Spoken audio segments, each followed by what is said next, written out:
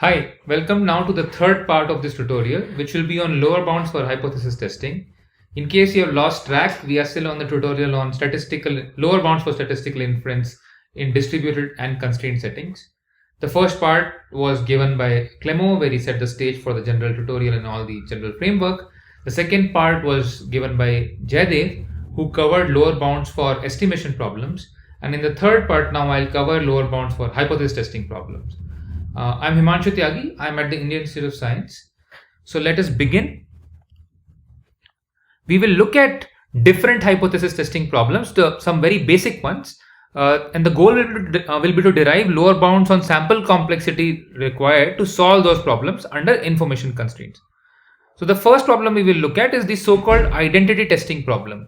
In this problem, as was mentioned earlier, you have n independent samples from an unknown distribution P on a known alphabet X. So we will just take this X to be a k-ary alphabet. So we assume that X can take values 1 to k. And what we want to check is if these samples are coming from this, if the samples are coming from the distribution Q. So if the samples are indeed coming from Q, you want to design a test which declares 0, which denotes Q for us. So it declares Q with probability greater than 0.9, some number we are just choosing, which is some high enough probability of error for us, high enough probability of accuracy for us, constant probability of accuracy. So when P is equal to Q, we declare Q, and when P is epsilon away from Q in total variation distance, we declare away from Q. So this 1 denotes away from Q. So this is a composite hypothesis testing problem. It's one-sided composite. So this is one hypothesis which is a single distribution, and the other side is a composite hypothesis. If you notice, the sort of accuracy that we are looking to get is epsilon, which is in total variation distance, which is the separation between our hypothesis. And the inherent dimension of the unknown part here is the dimension of this vector P, and that's k minus 1. So this is a problem of k minus 1 dimension. That's the size of the problem, and the accuracy we are looking at is epsilon. So in terms of these parameters k and epsilon, the sample complexity for solving this problem is well known, and the sample complexity is given by the theta of square root k by epsilon square. So what is very interesting about this result is that it's only square root in the alphabet size, so you don't really need to even see all the letters, all the symbols from the alphabet before declaring if it is Q or not. Okay, so we will. This is one hypothesis testing problem will be after. The next problem we'll be after is the so-called high dimensional mean testing problem. In this case, your samples are coming from an unknown product distribution. So this distribution is product across the coordinates. So it's independent across the coordinates of each sample. Each sample is a d-dimensional vector, and the mean of this d-dimensional vector is theta, and we want to test if the mean is 0 or if it's epsilon away from 0 in L2 distance. So L2 distance of the mean vector. Okay, so is it at the center, is it at the origin, or is it outside a ball of radius epsilon in Euclidean distance? Okay, that's what you want to test. So this problem has a rich history in problems like signal detection, detecting signal in Gaussian and other similar noise, and you can look at it for different product distribution families. For us, we will look at the Gaussian family, where this distribution is Gaussian with mean theta, and the product Bernoulli family. Okay, so the theta there would be the mean of the product Bernoulli distribution. Once again, the sample complexity of this problem is known, and it's again square root d by epsilon square. So it is much smaller than the parametric rate of d by epsilon square, and the parametric sample complexity of d by epsilon square required for estimating the mean. It's only square root d by epsilon square. So this is the second problem we will look at. In some sense, these two problems cover a large variety, are canonical examples covering a large variety of problems. The first one is a discrete alphabet problem, and the second one is a product distribution, a high dimensional vector problem. Okay. There is also a third sort of toy problem that we would look at, and this is a special case in some sense of the second problem. This is the so-called hide and seek problem. I think this name was given by, at least I found this name from Ohad Shami's paper. So what is this hide and seek problem? In this problem, you have these n independent samples coming from a product Bernoulli distribution P on this alphabet x, which can only take values -1 and +1 to the power d. Okay, so each coordinate either takes the value -1 or +1. So you get a large vector with signs as its coordinate. And what we want to find out is what is this mean of this x. We already know that it's one of these d different means. What are these d different means? Well, theta j is the mean where the vectors theta j stands for corresponds to the mean epsilon ej, where this ej is a standard Euclidean basis. So that means theta j has epsilon in the jth coordinate and 0 everywhere else. Okay, that's what theta j is. So we want to find out what is this, which one is this heavy coordinate, this coordinate where the mean is epsilon. All the other coordinates have mean 0. That's what we want to find out. So our test now can declare d possible values, one for each coordinate, and we want to ensure that if the mean was theta j, if the non-zero mean was on the jth coordinate, then we declare j at the output of our test. So this problem comes up as a very important lower bound example, a difficult case for many problems, and so that's why you want to study it. Further, it's related to sparse mean estimation, the sparse version of the previous mean estimation problem. But the sparsity here, each vector here, each mean vector here is one sparse in the sense its support is of size 1. Okay, so these are the three problems we'll look at. For the hide and seek problem, we will show the lower bound, general lower bound under information constraint setting, which will also imply a lower bound of 1 by epsilon square in general in the classical setting as well, classic setting as well. And you can show that one can attain an upper bound of log d by epsilon square. Okay, so these are our three problems: the identity testing problem, the Gaussian mean testing problem, and the hide and seek problem. And we'll derive lower bounds for them under information constraints. Just to remind you, we are looking at three different kind of protocols. When we talk about information constraints, now the samples are not directly available to the referee who needs to conduct the test, but they are distributed across multiple players, and these players can send some communication y1 to yn to the referee. So each yi represents some information about. So yi represents information about the sample of the ith player, and what we allow is that this ith player can choose any channel wi from this family w and pass it through that. So I'm just reviewing this formulation, you've already seen it. So we look at three classes of protocols which determine how these w1 to wn are chosen. The first one is private coin protocol, private coin simultaneous message passing protocols, in which case this w1 to wn are chosen by each player separately without coordinating in any way. And so they choose them, and perhaps in a randomized way, but the randomness must be private. It must be using private coins, private randomness, and that's why the name private coin SMP protocols. And once those w1 to wn are chosen, the samples are passed through these channels, and the referee gets the output y1 to yn, and then referee applies the test to this y1 to yn and declares the output of the test. So this denotes a private coin protocol. Okay. The next class of protocol is again an SMP protocol. Instead, that now the players can coordinate their choice of WIs using a public coin, which we denote by U. So these are public coin protocols, and this public coin can also be used to design the test. So test no longer is a function only of yn, but it's a joint function of yn and u. Okay, that's the next class of protocols, the public coin protocols.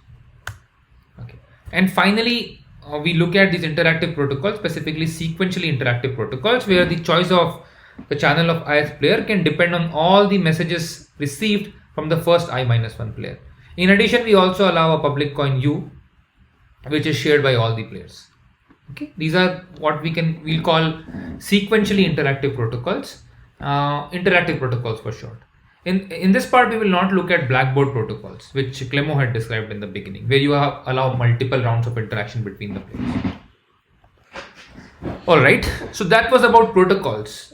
Now, what kind of information constraints will we focus on? In general, we will present bounds that apply to any channel family W, but of specific interest for us, as has been mentioned several times, will be these two families: the communication constraint family WL, where each player can only send L bits about its sample, and the locally differentially private family W row, where the output of each player must maintain local differential privacy, in the sense that if you change the input from x to x prime for any x and x prime, the output probability given the input should not change by more than e to the power rho. In other words, the log likelihood ratio of w of y given x and w of y given x prime should be less than equal to rho. In fact, this max quantity here, if it has a name, max over y. This is if you take a log, this is the max divergence, just like something called Kullback-Leibler divergence, which we will see later. And so this is the bound on max divergence. Anyway, we have been seeing these constraints in this tutorial till now, and I'll continue giving general bound and then instantiating it for these two constraints. So that's the setting. Identity testing, Gaussian mean testing, and hide and seek problem for three kind of protocols.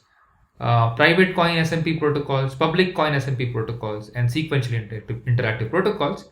We want to derive bound for general channel families W and instantiate those bounds for these families communication these two families, which are very important. The first family representing communication constraints, and the second family representing local differential privacy constraints. Okay, so this is something which was done earlier. I was just reviewing the setting. Let's get started. Okay, so what do we plan to cover in this hour? I hope it's within an hour, but maybe maybe it may overflow by a few minutes.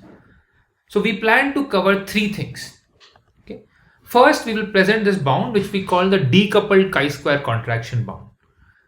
The main idea behind this bound, the main goal of this bound is to exactly characterize how the distances between distributions shrink. So when each of this hypothesis testing problem, its difficulty is captured by how far the two different distributions are under two different hypotheses, the hypothesis 0 and hypothesis 1. Distance between those two distributions, it may not be a single distribution, it can be the worst case distance for two instances from these two hypotheses. The distance between them determines the difficulty of the problem. And what happens when you are forced to pass these samples to a channel family W is that this distances shrink. Okay, and by characterizing exactly how much the distances have shrunk, we can get a lower bound on sample complexity. So in this first approach, we will characterize that shrinkage for chi-square distance, so chi-square divergence. And why chi-square divergence? Well, because we'll see it's convenient to use this one. Okay, that's the first bound, the decoupled chi-square contraction bound. Hopefully, I'll be able to justify this name also. The next bound we'll present. This decoupled chi-square contraction bound works very well for SMP protocols, but it is difficult to handle for interactive protocols. The next bound we'll present applies to interactive protocols as well, and this is what we call the average mutual information bound for testing. So what this bound will do, it will relate a difficulty of a testing problem to average information about each coordinate of the unknown parameter. This unknown parameter, remember, is a high dimensional vector or a high dimensional object. For example, for the identity testing problem, the unknown parameter is a k-1 dimensional object. For the mean testing problem, the unknown parameter is the mean, which is a d-dimensional object. So this is a high dimensional object. And when you observe this y1 to yn, you get some information about different dimensions of this, different coordinates of this object. And what we will be able to do is to relate testing to the average information about each coordinate in the observation y1 to yn. I don't know if you could connect this, but earlier in Jaydev's part, he also had to bound this average information when he was applying a Suaz method. And therefore, we already have bound for this average information. So if we can relate the difficulty of a testing problem to this average information about each coordinate, then we can recall the bound which Jaydev had and complete a lower bound. So this will be a second approach. The third approach, this is not the third approach, this is the third part of the talk. So I will present the first two parts mainly in the context of the identity testing problem. But of course, it is desirable to extend them to the high dimensional mean testing problem, and we will do that. However, these results are partial because high dimensional mean testing problem is much more technical to handle. And we'll see that the reason that this problem is more technical to handle is because of how we derive a lower bound. The lower bounds, in our lower bounds, there is a central object lying in the null hypothesis, and there are multiple objects in the alternative hypothesis H0 and H1, and what we look at is the we view these multiple objects in the alternative class as perturbations of this null hypothesis part, just small noise added to this guy in distribution. And what we will see is that for the discrete case, for the identity testing problem case, these perturbations are sort of linear in a parameter that we can handle. However, for the high dimensional problem, these will turn out to be non-linear, which will make our job quite difficult. Okay, so I sort of went over my entire talk in this one slide, and so it was admittedly very dense, but this is just a quick preview of what's lying ahead. We'll cover two different techniques for deriving lower bounds, and we'll show how they work for discrete distributions, and then we'll show that how they can also be extended to high dimensional mean testing problem. Okay, that's the plan. All right. So let me start with the decoupled chi-square contraction bound. So we will, before I show how to establish this bound for the information constraint setting, I will first present a very nice method due to Inkster, and Inkster developed this method to derive lower bound for goodness of fit problems in non-parametric settings. So non-parametric goodness of fit problem. He has done seminal work on that problem. In fact, I think all the leading results can be traced back to Inkster's work, and he presented a very nice way of deriving lower bounds for this problem. Okay, this technique was applied by Paninsky to derive lower bound for the K epsilon identity testing problem, the problem we presented, and I would like to review that bound first. Okay, so for this problem, we return to this example which Jaydev also presented. This example is sort of a difficult case for the identity testing problem. I'll refer to this as Paninsky's construction because at least in this form it appears in Paninsky's work. Okay, so here remember that we are looking at distributions which are, so we want to see the difficulty of testing if a distribution is Q or not. We choose Q to be the uniform distribution. Okay, so we will test if the underlying distribution is uniform or not. Okay, so this PZs, these distributions here for different Z, correspond to perturbations from the uniform distribution. Distributions which are not uniform, but these are the ones which will lie in an H1 class. So what are these distributions? Remember that uniform distribution on alphabet of size K will have a probability of 1 by K for each element. Now what we do is we pair these elements. We make pairs of this K element, so we get K by 2 pairs. And for each pair, the probability of each pair is still 2 by K, just like the uniform case. But between the pairs, we sort of bias the probabilities. So we either make the odd element heavier or even element heavier by epsilon by K, depending on what this parameter Z is. Okay, that's the idea. That's the construction. So this picture appeared earlier. So in this picture, you can see that we took these elements 1, 2, make one of them heavier, one of them lighter. We took 3, 4, made one of them, make the first one heavier, the second one lighter. And when Z3 is -1, we made the first one lighter and second one heavier. And uniform is somewhere in the middle. Okay, that's roughly what this construction is doing. One thing to quickly check, we'll call these things perturbations around uniform distribution because they're all around uniform. Now, one thing to quickly check is that each of these guys, each PZ, is at a total variation distance exactly epsilon from the uniform distribution. Okay, this total variation distance between each of these guys is exactly epsilon. So we have found 2 to the power K by 2 distributions in the alternative class for the uniformity testing problem. Uniformity testing problem is when Q in the identity testing problem is uniform.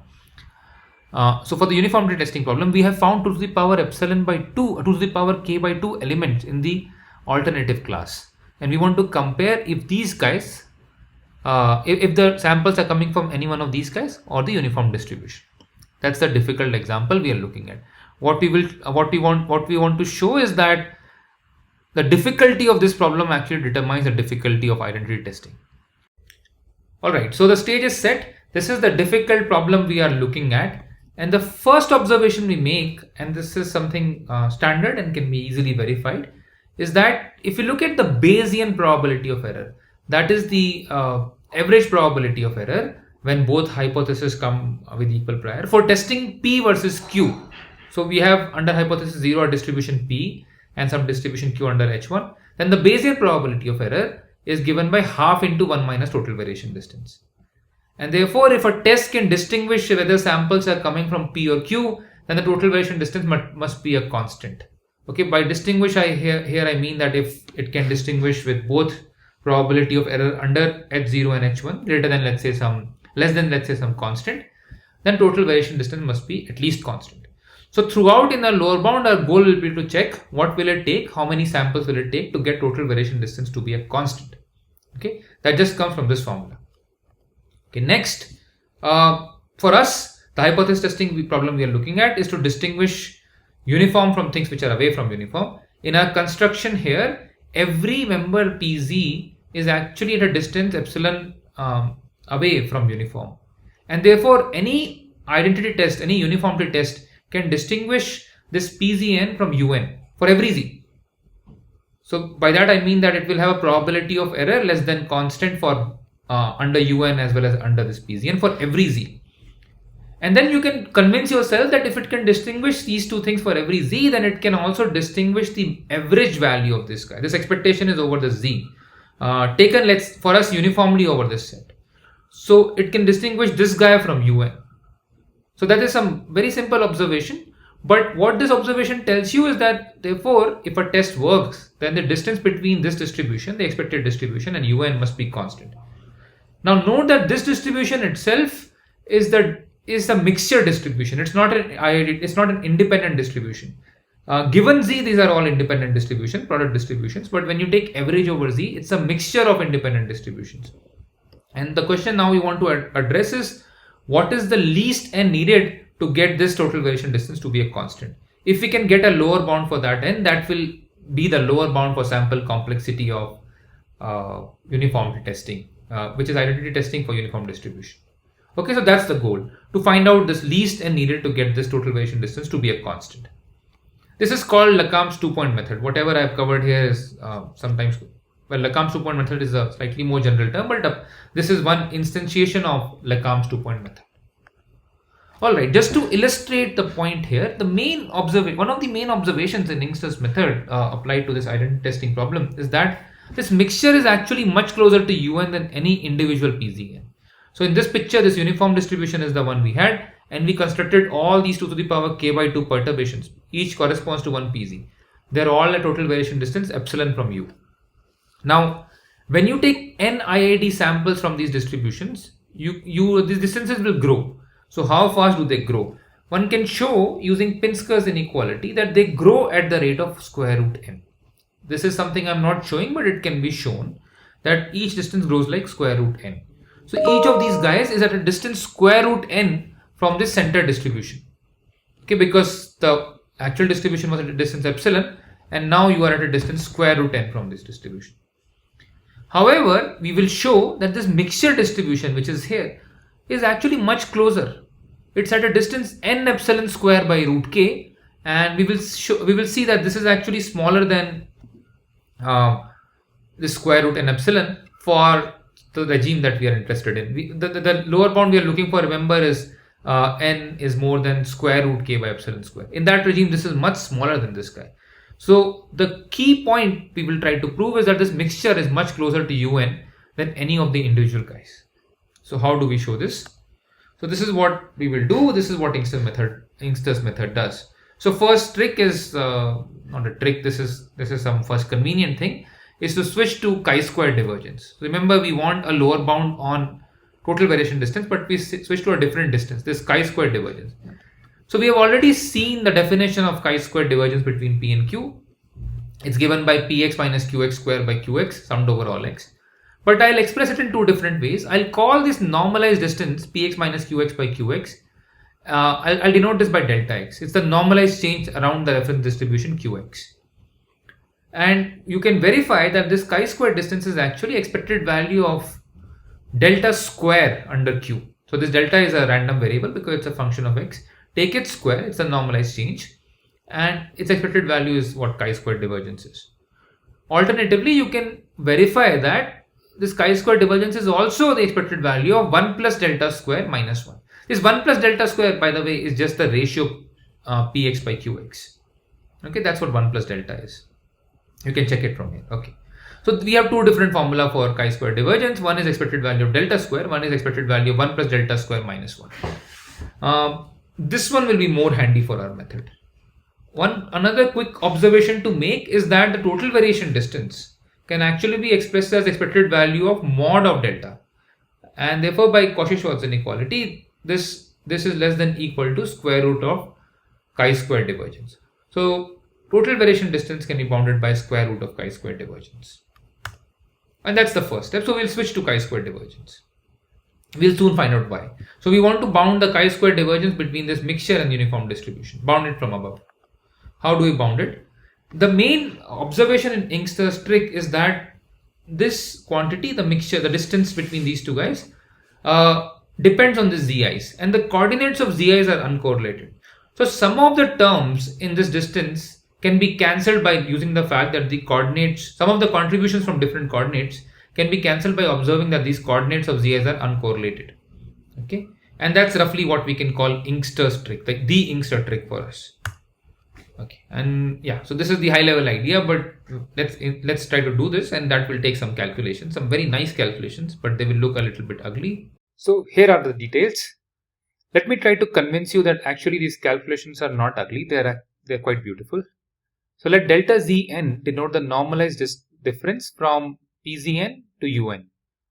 And one thing to notice about this delta zn is that if you look at 1 plus delta zn, which is just the ratio of pzn to un, that's the ratio of two product distributions, and therefore it splits as product of the ratios, coordinate wise ratios, and therefore 1 plus delta zn is product of 1 plus delta z xi coordinate wise. So this property is a very important property of chi-square distance. It can be referred to as a tensorization property of chi-square distance. Let z prime be an independent copy of z. We'll see how that plays a role in our calculation. So here is the first step of Youngster's method. I'll call it a decoupling step. So look at this chi-square distance. Remember that chi-square distance is the expected value of 1 plus delta zn square minus 1. Instead of just delta zn square, now you have an expected value here because you don't have pz, but you have this mixture of pz, and you can verify that the corresponding delta z will be this expected value of delta z. So you have 1 plus expected value of delta zn square. Now this step, what we do is we introduce the z prime, which is an independent copy of z, and we notice that this whole square can be written as expected value of z and z prime, 1 plus delta z plus 1 plus delta z prime. Okay, this is the decoupling step. And next we interchange these two expectations over z prime and expected value over x. This expectation is over x. Okay, so this is what we are calling the decoupling step. This is the first step. So we are here. We have this decoupling step. Next is we use this nice tensorization property and expand this guy, okay, as a product. Okay, here 1 plus delta z as a product. So you'll have these two different products over z and z prime. What I have done after that is I have averaged over x, okay, and exploited a very interesting property that expected value of delta z when you average it over x is 0, and brought out, and this has already exploited that property and averaged out some terms there. Okay, so this what you see here is after averaging those terms down, and we have reduced some distance, which otherwise if we were just looking at the square and taking expectation, we would not have been able to handle. So this is the key point. Showing this inequality is the key point. This identity is the key point. All right, so now we have this very nice expression, expected value of z prime of this product, which has this form. And what you can do next, after this point it is some simple manipulation. What we can do is we can bound 1 plus x as 1 plus t as e to the power t, and then you will see, since all these terms are identical, this I doesn't matter here, and there's an expectation over xi, so I doesn't matter here. It's just n times e to the power this guy, delta z x1 delta z prime x1 minus 1. Okay, that's basically the gist of Youngster's method. So for our specific application, this delta z prime, this expected value here has a very simple form for our specific delta z, this perturbation delta z. This is just 2 epsilon square by k, this is for Paninsky's construction, times the inner product of these two vectors, z and z prime. And therefore, this guy here has this very nice form, and we are taking expectation over z prime. So this product, coordinate-wise product of z prime, gives you a Rademacher random variable, and therefore we can apply Hopding's bound to get an upper bound for this moment generating function. We can show that this guy is bounded by, this is the, so you have n epsilon square by k, so that becomes roughly lambda square of that, and you can show this bound. So e to the power n square epsilon 4 by k square, and this one factor of k gets cancelled because this is sum of k independent random variables. So you get this very nice bound. That's what happens when you use that's what Ingster's method gives you. All right. So when you apply Ingster's trick, you show that this chi-square distance is at most this much. Okay. Since we want for constant probability of error, we need it is necessary that the total variation distance is constant. It follows that this expected this e to the power, this must be a constant, some log plus 1 constant, which gives you this lower bound, and must be at least square root k by epsilon square. Okay, that's the lower bound for identity testing that we had promised. This is basically Paninsky's. This is from Paninsky's paper. Okay, so we saw how Ingster's method works. Here is the first takeaway from this part of the talk. If you have to remember anything, you should remember this part. The mixture is much closer to un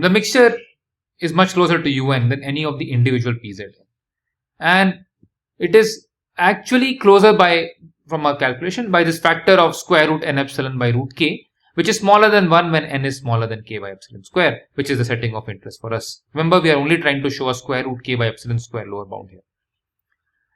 Second point, which is sort of a qualitative point rather than a quantitative one like this, is that chi-square distance is very useful because it has a nice quadratic form in that delta, and which is very useful for handling mixtures. Okay, so chi-square distance can be our go-to choice when we are handling mixtures, as we need to in this identity testing problem. Alright, so this is the first takeaway. Moving now to the information constraint setting, we again would like to apply Ingster's method to this setting and derive lower bounds for identity testing. Okay, under information constraints. Before we start with this, let's introduce some notation. So we introduce the n-fold channel applied by different users as this vector w superscript n, and let p of wn denote the output distribution. So we will sometimes use p of yn for the output, or some p of wn depending on the context. So this is the output distribution when the input is p. For stating our results, we also need to review some basic norms of a positive semi-definite matrix A with eigenvalues say lambda 1 to lambda m. The Frobenius norm of this matrix is given by the L2 norm of this vector lambda 1 to lambda m. Its nuclear norm, which we denote by the star here, is denoted by the L1 norm, and it's just the sum because it's a positive semi-definite matrix, so the eigenvalues are non-negative, and the operator norm is the max. Okay, so we'll use this Frobenius norm, operator norm, and nuclear norm. Note that operator norm is the smallest, and the next one is the Frobenius norm, and this nuclear norm is the largest. Alright, so with this notation, let me start covering this lower bounds using Ingster method. First observation is that we need not consider randomized protocol when we are looking at public coin protocols, because we have fixed this problem of mixture versus uniform, and therefore we can de-randomize and just look for a constant u. So we can just essentially look at deterministic protocols. That's the first observation. So earlier we saw a bound using chi-square, using this Ingster's method. When we apply that bound to this, when we apply the formula to this distribution, the distribution induced on the output, everything goes through. In fact, we come to this main step, just the step before we applied, before we derived bounds for before we went to exponential and moment generating function. Okay, we come to this step. So essential idea of Ingster's method goes through. That's the main observation. Except that these perturbations delta z are replaced with the perturbations induced on the output of channel I. Note that we have this product form because we are fixing a u and we are looking at public coin SMP protocols where there is no interaction between channels. That's why we have a nice product form. Okay. So given U, the distribution on the output is independent. We're using that to get this. Alright, so we start with this expression which we saw earlier how to get, and here is the main observation. For our setting, this particular expression has a nice bilinear form in Z and Z prime. It is some epsilon square by K times some Z transpose H Z prime, where this matrix H can be associated with it's sort of the informativeness matrix for Wi. We'll call this maybe the information matrix of Wi, and it's a K by 2 cross K by 2 matrix, and its J1 J2th entry is given by this quantity here. The perturbation, the change, the ability to distinguish the heavy element in the J1 pair times J2 pair by some normalizing. Okay, so there is some matrix. The important point here is this bilinear form in Z and Z prime that comes up. Okay, so with this very important, very nice observation, we can express the chi-square distance when you pass it through channel W, and each observation is passed through this channel Wi's in this nice form. And now once again we bound it by exponential, we bound 1 plus x, 1 plus t by e to the power t, and continue the same way as before. And the only thing that changes now is that instead of having that matrix having Z transpose Z prime, that's what we had earlier, now we have some H matrix in the middle.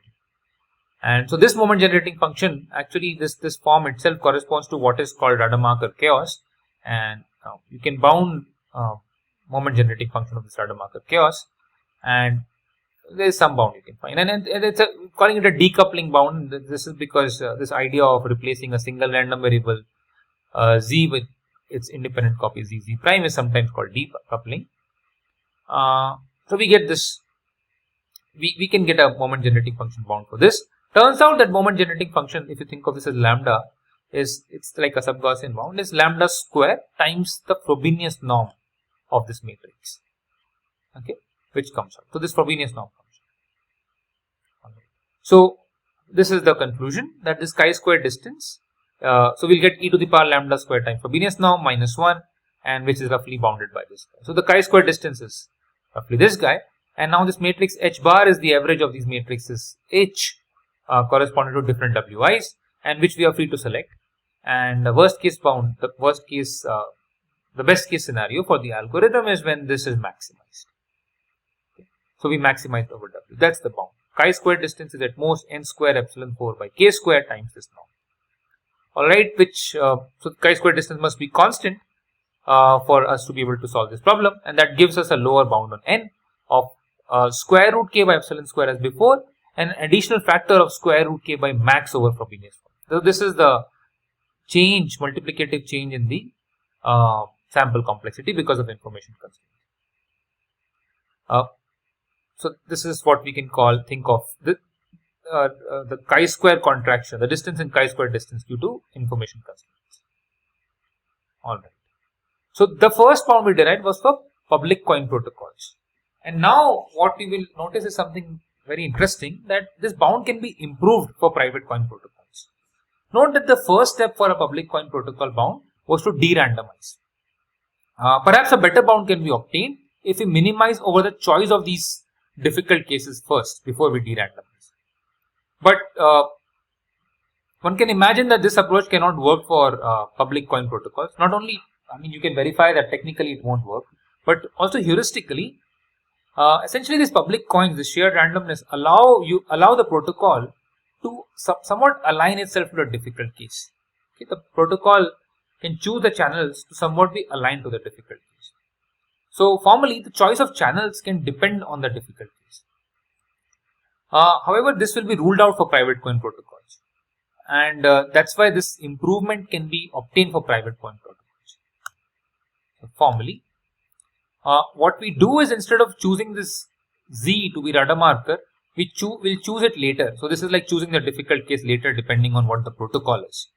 Okay. So we'll choose in this form, we'll choose it as V times Y, where Y is Rademacher as before, and V is some matrix which we'll choose later. It's just a k by 2 cos k by 4 matrix, so Y is k by 4 Rademacher. And we'll choose it later to be most challenging for this family Wi, the protocol. So we can just assume that these are deterministic WIs, fixed WIs. Of course, they can be randomized, but yeah, that part is also okay. I'm not explaining that part of detail. So for now, just assume that you have frozen these guys, WIs. Okay. So as proceeding as before, you get this bound. However, note that this Z is V times Y, so you get this bound. So what happens is, if you apply your Rademacher chaos bound that we saw earlier, we get the same bound except that you don't get H bar, you get this V transpose H bar V. But because we had a private coin protocol, we can choose this V at the end to make it the most difficult case. So we choose V so that it picks the k by 4 smallest eigenvalues. That's the smallest this can be of H bar. And when you do that, you can verify that instead of Frobenius norm square, what you get is the nuclear norm square by k. That's what you can get. And that gives this new bound. That because we were choosing a difficult case depending on the channel choice, the protocol choice. Okay. So again, we get a similar bound, square root k by epsilon square times this extra factor, k by max of W and W. But this max is now of the nuclear norm instead of Frobenius norm, as in the case of public coin protocol. Okay. And instead of square root k, you have a k. All right. This is the chi-square contraction, but it's for the private coin protocol, and it looks different from public coin protocol. We haven't shown that they can be separated, but we'll later show an example to show that this is actually a strictly better bound. All right. So what are the two takeaways? This is the second part of the takeaway. First, we presented Inks's method, and now for SMP protocols, these chi-square contraction bounds are very handy. They allow us to handle the contraction due to information constraints in the chi-square divergences between the mixture, this difficult Paninsky example, and the uniform distribution. And we do this using Ink's method. Further, we get this lower bound for sample complexity using this method. We get this lower bound for sample complexity for public coin and private coin protocols. Both have this extra factor beyond square root k by epsilon square. Public coin protocol, that extra factor is square root k by Frobenius norm of this H matrix, the worst case. And for private coin protocol, it's k by the nuclear norm of the same matrix. Okay. All right. In general, this bound is larger than this bound, and we'll see that soon. So this was bound for simultaneous message passing protocols, and now we move to the next part of the talk, which is the average information bound, and this will help in deriving lower bound for interactive protocols, sequentially interactive protocols. So how do we do this? So earlier we had seen in estimation problem that when we applied Assoa's method, the difficulty of the learning problem is related to this average information. Okay. And now actually this is something very interesting. We'll show that even the difficulty of the testing problem is related to the same quantity. That's roughly what we'll show in this part. Let's switch the notation a little bit. We'll switch to a slightly different notation because it will be more convenient now. We'll denote this mixture distribution by Q of Yn, the output message vector. And likewise the output distribution for uniform by U of Yn. Earlier we had Wn here for channels, and now we have Yn here for the actual messages. Okay, so first step in deriving this average information bound for testing is that we will not directly handle the vector as we did in the Ink's method approach. We will first switch to Kullback-Leibler divergence, apply chain rule, and get to a coordinate-wise contribution. Note that the chain rule is applied to the mixture distribution itself. We don't take the mixture part outside. So you get this form here. Okay, this is just applying chain rule to divergence. Use Pensko's inequality to move from total variation distance to Kullback-Leibler divergence, and then apply chain rule. Then now that we have individual contribution for each coordinate in terms of KL divergence, now we bound KL divergence by chi-square divergence. So we get roughly a chi-square bound, but with individual contributions, individual coordinate-wise contribution. Okay, so we have this bound just by using chain rule for Kullback-Leibler divergence and switching to chi-square distance. Next, what we do is we bring in the channel information matrix H, the one we obtained in the decoupled chi-square bound using this method. So first thing we notice is that this Panitsky's construction, if you look at the distribution on the input of the tth player xt, given the messages from the past t-1 players, the only thing that changes is that the zj in Panitsky construction gets replaced with its conditional expectation of zj given the past yt-1. This is a very important observation for this point. And therefore, all the calculations apply like they did for Panitsky's construction, what we saw earlier, except that the zj gets replaced with this zj given the past. Sorry, I switched to I here. J perhaps is a better notation. Okay, so you get this expression here. And so we get exactly the same expression as before, the bilinear form, except that z transpose h z prime that we had seen earlier, where we were doing decoupling. Instead of that, we just see same z transpose h z. We'll see but we'll see conditional expectation of z given yt-1 h conditional expectation of z given yt. Okay, so this is very similar calculation as what we said before. The chi-square expression can be written for given yt-1, and z just gets replaced with z given yt-1. But what is interesting is that this bilinear form returns. And the channel W is now replaced with the channel W chosen by player T, given the past player's observation. Okay, so this is the second step. Individual chi-square divergences here can be expressed in this very nice bilinear form. And next, we handle this bilinear form, and I'm calling this a channel alignment bound. The idea is that one can use a channel W. One can perhaps choose the channel W if the family is rich enough to align with this conditional mean at every step.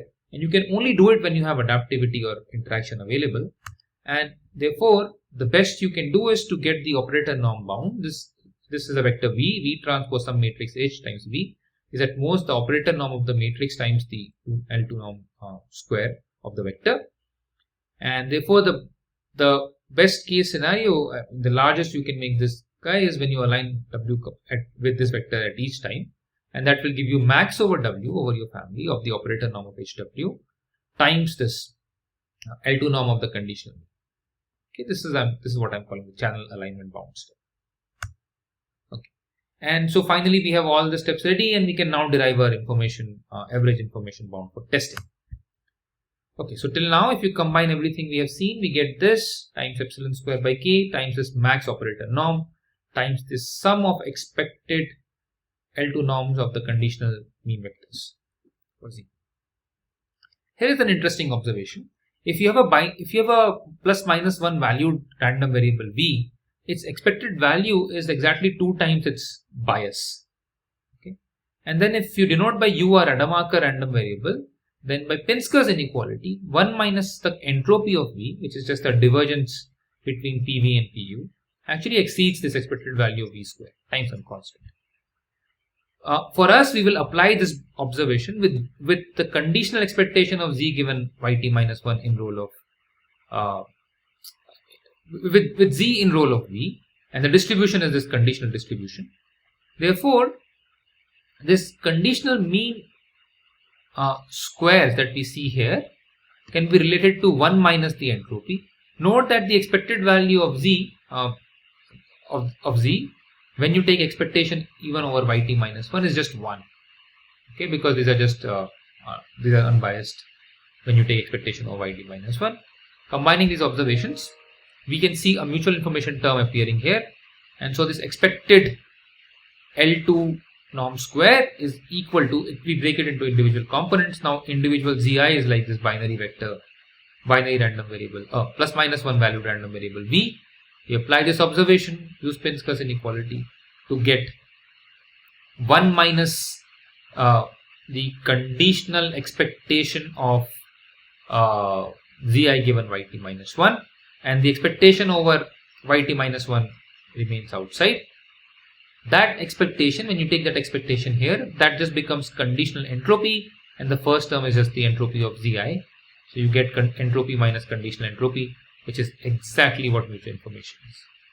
So I went a bit fast over this, but I explained all the key ingredients. So just by using Pinsker's inequality, we were able to reduce this, relate this L2 norm to this mutual information. Okay, so that's Great. So now this sum here, this term here is actually bounded in terms of sum of mutual information of each coordinate of Zi with Yt minus 1. So overall, we get this bound which I'm calling the average information bound for testing. It relates the total variation distance square to some constant times epsilon square times operator norm, max operator norm, and then this average information quantity inside. For each t, you sum with t equal to 1 to n. This is how much average information gets revealed about each coordinate at each time. Average summed over time. Alright, so this is the bound we have, and now we recall a bound from earlier, something which Jadev covered. This average information can be bounded by epsilon square by k square times max of the nuclear norm times the length, which is t minus 1.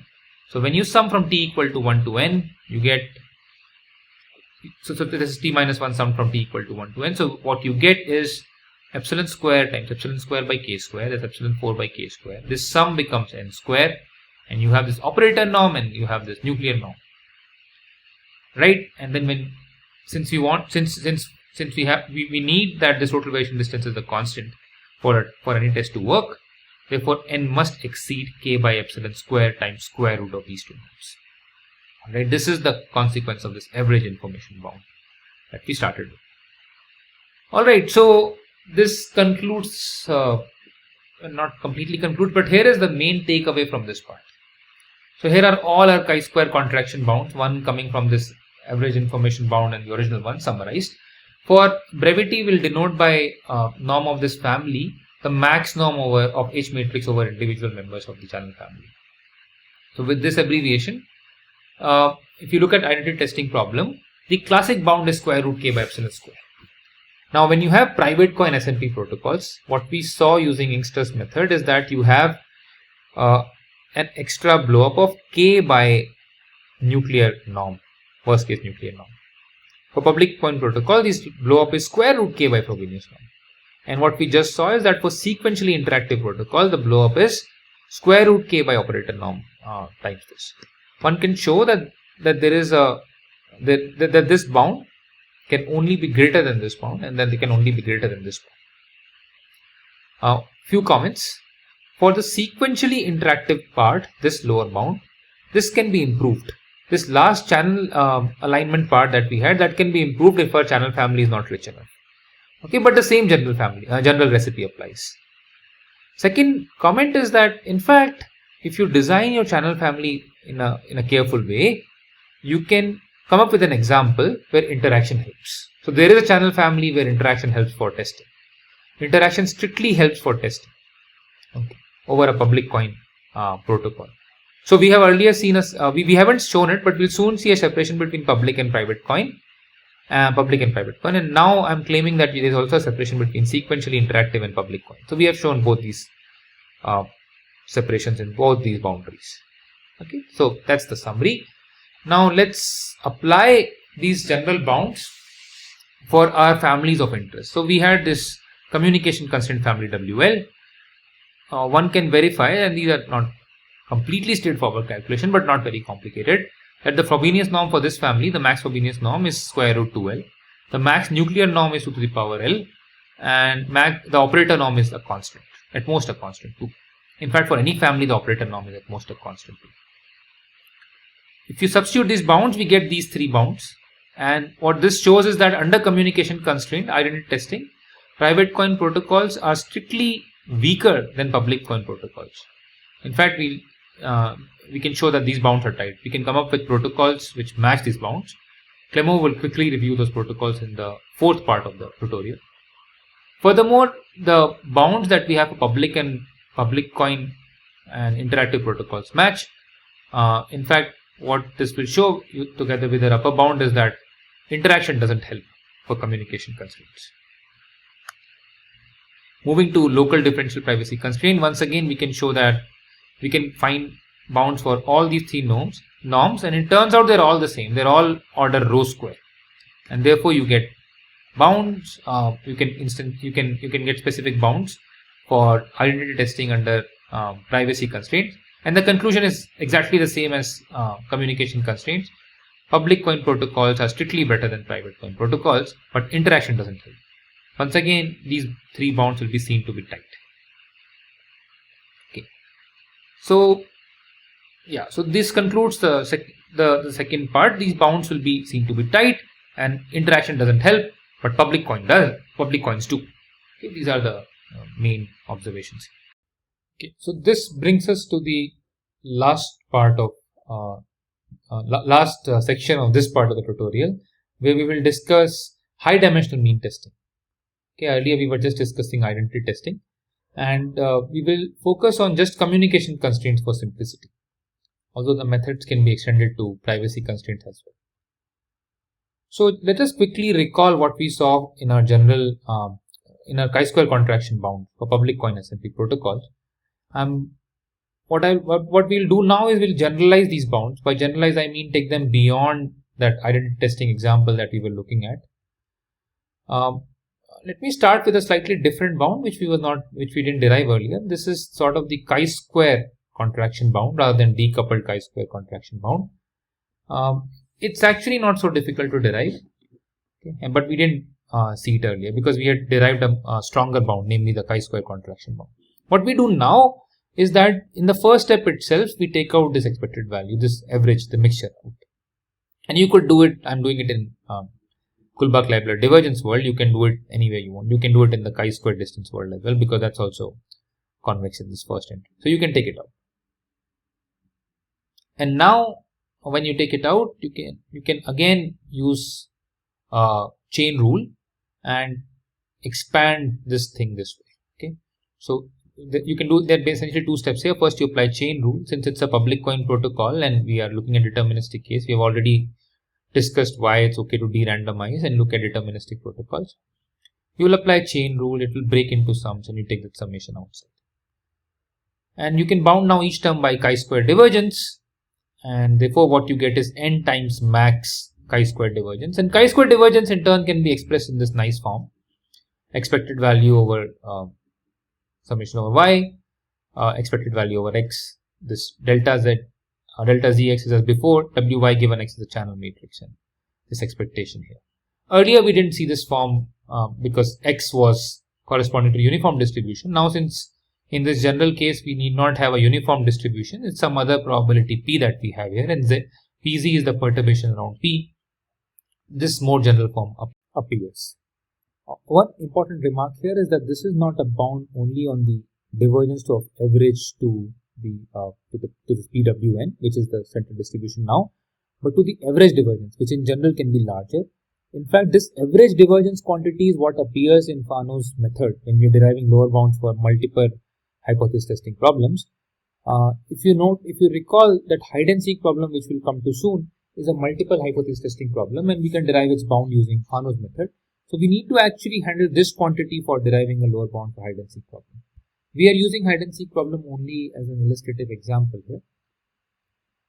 Okay, comparing this to the decoupled chi-square bound, we got a much more complicated form there, although it looks similar, except that this is a log moment generating function now. We were able to handle this for the example of identity testing, but it turns out that for the mean testing problem, it's much more harder to handle this, and it's not known if this can be controlled. Instead, we will just derive a bound for this chi-square divergence rather than decoupled chi-square divergence, and we will see that that can be handled for many high-dimensional mean testing problems. So we'll start with this simple example of hide and seek problem. As I said, it's not actually a binary hypothesis testing problem, it's an Emery hypothesis testing problem, and therefore we cannot derive a lower bound for this using the two-point method, Lacombe's two-point method. Instead, we can use Fano's bound, which I'm not reviewing, but which brings in a quantity similar to what we saw earlier.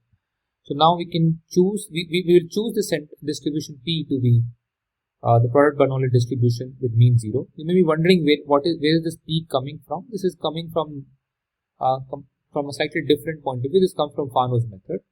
And now this PZ are the perturbations which come in for the hide and seek problem.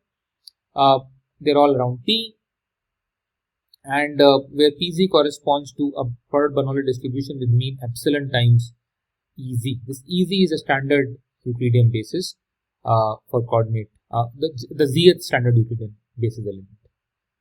Okay. So if you look at this particular perturbation of around P, you will see that delta Zx is actually epsilon times x of z, the zth coordinate of x. This quantity xz here is actually linear in both x and z, and that's very important for our calculation. The quantity of interest for us is this quantity here. We saw this earlier, and you can, a direct calculation tells you that when you take expectation over the z, you get epsilon square by d times this quantity. Since this perturbation was linear in x, and that the reason you get this expected value of x here times some wy given x, but the reason you get this is because this perturbation was linear in x, and getting this expected value of x here is very important because that opens up possibilities of using many known bounds for handling this quantity, and we'll see which bounds. So in particular, we can use this bound here, which is sort of a generalization of what is called, well, maybe it's not a generalization of this, but it's actually a special case of what is called Talleyrand's Gaussian transportation inequality. So typically Talleyrand's Gaussian transportation inequality is stated for a Gaussian distribution, but here is a version of a weakened inequality that holds for sub-Gaussian random variables. Our random vector x here is also a sub-Gaussian random variable with independent components. So this following bound holds for Rademacher x as we have, or even a Gaussian random variable.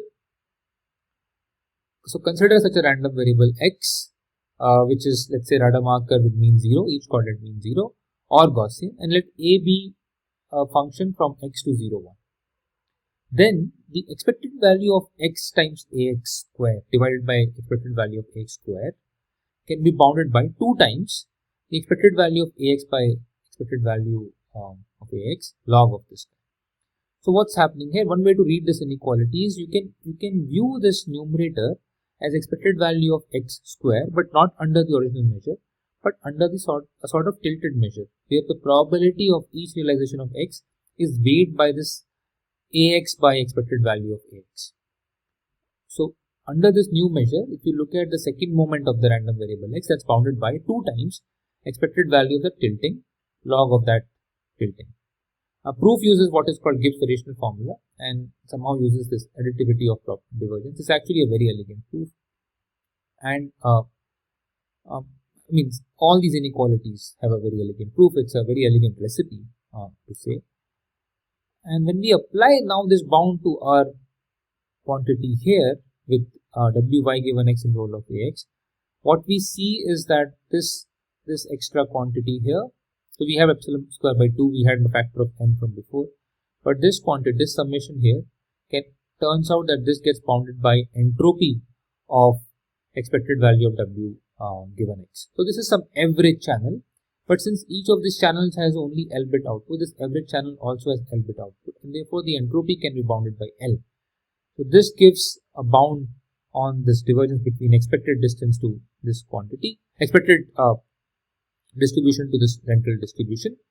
In fact, as we mentioned earlier, this is a bound for expected divergence, not divergence of the expected guy, which is larger thing. Therefore, for this hide and seek example, using this bound, we can obtain a lower bound, which it turns out is tight. Note that this lower bound in this approach was only for the public coin SMP protocols. So that brings the question, can we extend this bound to sequentially interactive protocols? The first thing we notice is that the part where we derive chain rule still applies, except that when you apply this chain rule, you will get conditioning on the past messages, which you must handle. And therefore, you must take the max over channels inside the expectation over z. We cannot take expectation over z first. This taking expectation over z first was critical when we were deriving our earlier bounds. That's how we got epsilon square by d. Now this expectation is outside and we get max inside. Now, because of this technicality, it turns out that the previous bound cannot be directly extended to sequentially interactive protocols. However, an alternative approach is possible, which is very similar to our average information bound. However, the earlier when we derived the average information bound for testing, it was derived for the identity testing problem. Now we need to extend it to the hide and seek problem, which is what Ohad Shamim did in one of his papers. So this approach sort of works, but only gives partial result.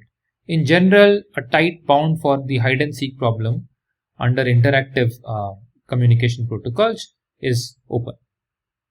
Okay, now this hide and seek problem was just for warm up, and we can now quickly consider the full-blown Gaussian mean testing problem. In this case, we choose P to be the central distribution P to be a Gaussian distribution with mean 0, and these perturbations Pz to be Gaussian distributions with mean epsilon by root d times z, where z is the plus minus 1 valued vector. Okay, so for each z we get a different distribution Pz. Now we can compute this perturbation, but the main difficulty in handling this perturbation is that it's no longer linear in x. It is non-linear in x. In fact, it's a sort of complicated looking function of x. It's exponential in x. Turns out we can still derive a partial bound using the chi-square contraction bound we showed, but we can't handle the decoupled chi-square contraction bound. So let me show you that partial bound. The chi-square divergence bound for Gaussian mean testing shows that can be derived, and what we can show is that if the number of bits is less than root d by epsilon square, then this quantity that we need to handle is at most max of epsilon square L by d and epsilon 4 L square by d. So I will not prove this, but one thing I would like to remark is that this bound here is tight for constant L. Let's say L equal to 1. So for L equal to 1, indeed this condition holds, so this bound holds, and this first term is the smaller term for L equal to 1, and which gives you a lower bound of d by epsilon square L for Gaussian mean testing, which later we'll see is tight. Or you can, instead of having L equal to 1, you can have a very small epsilon, and this condition holds, and again a very small epsilon, this is the larger term, and again you get a tight bound. Second remark I want to make is about the proof. The proof is sort of similar to what we saw for hide and seek problem, except that measure change bound, that counterpart for Talagrand's inequality, cannot be applied anymore. We need to use a more sophisticated set of inequalities called level K inequalities. Okay, one remark again is this doesn't work for interactive protocols, because once again when we go to interactive protocols, this max over W remains inside, and to get this bound we need to take expectation over Z first before taking the max. So again, we cannot handle interactive protocols with this approach. So Gaussian mean testing with interactive protocols, there is no lower bound known yet, even under these conditions of constant L or very small epsilon. Okay, so this was the last thing I wanted to cover. So in conclusion of this part on lower bounds for information constrained hypothesis testing, we saw two lower bounds. One was what we are calling this chi-square contraction bound for SMB protocols, and second is what we called average information bound for testing, which brings in this average information quantity that we saw earlier in learning. The first bound can handle SNP protocols, the second bound can handle sequentially interactive protocols. The decoupled chi-square bound, that contraction bound that we obtained using Inkster's method, actually allows us to show a separation of private and public coin protocols for identity testing. The average information bound that we derived yields a family of channels as an example where interaction helps. We didn't cover this. I didn't present this family to you, but this is a comment which is good to remember, that this average information bound is strong enough to establish separation between public coin and public coin SMP protocols and sequentially interactive protocols. Finally, I would like to remark that we only showed partial results for the high dimensional mean testing problem. The basic approach extends, and we believe that it can shed light on all these results, but the difficulty is in handling the resulting terms. Alright, so this is all I wanted to say in this part, and stay tuned for the final concluding part by Clément, where he'll also derive some of the upper bounds that we have been alluding to. So most of the bounds that we saw in this part are tight, and Clément will show matching upper bounds to establish this tightness. So thank you for listening. Stay tuned for the next part.